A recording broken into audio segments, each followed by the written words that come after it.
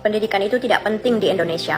Para pemilik stasiun TV tidak banyak menggunakan kuasanya untuk mendidik. Mereka mempertontonkan apa saja yang menghasilkan profit bagi mereka. Drama percintaan, perselingkuhan, dendam dan pertikaian. Acara gosip pagi, siang, dan malam. Apa yang bisa dipelajari anak-anak kita dari semua itu? Persentase tontonan edukatif dan yang non-edukatif jauh tertinggal. Pendidikan itu tidak penting di Indonesia. Para politisi mempertunjukkan kebohongan dan kepentingan partainya masing-masing. Mereka tidak peduli apakah mereka menjadi tokoh publik yang pantas dilihat dan ditiru. Yang penting agenda mereka tetap berjalan, elektabilitasnya naik, dan kembali terpilih di tahun-tahun mendatang.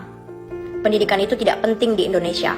Banyak pejabat pemerintah dan pejabat publik jadi koruptor, tapi sama sekali tak memperlihatkan rasa malu. Mereka tidak berpikir dan tidak sadar yang dilakukannya bisa menghancurkan generasi ini dan generasi mendatang. Pendidikan itu tidak penting di Indonesia. Lebih banyak para public figure memilih memamerkan Lamborghini, barang-barang bermerek, memperlihatkan harta-hartanya. Mereka tidak mau menyuarakan tentang pentingnya pendidikan dan menggunakan ketenaran untuk memperbaiki negerinya. Hasilnya, generasi kita berlomba untuk menjadi viral, terkenal, dan kaya saja. Pendidikan itu tidak penting di Indonesia, karena masih banyak orang tua berpikir bahwa kewajiban mereka menjadikan anaknya berpendidikan dan menjadi manusia yang luhur cukup dengan mengantar dan menjemput anak mereka dari sekolah saja. Sejak anaknya masuk SD hingga lulus SMA, terfikirkah untuk membeli buku-buku parenting atau buku yang membekali mereka tentang pendidikan anaknya?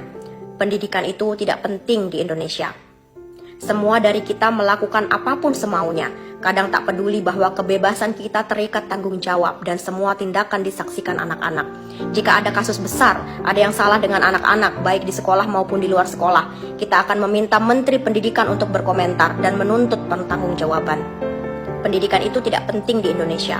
Guru-gurunya diberi dan dibiarkan terhimpit kesusahan-kesusahan. Mereka harus menangis, mengemis, dan dipaksa menyerah untuk memperjuangkan dan mendapatkan hak-haknya.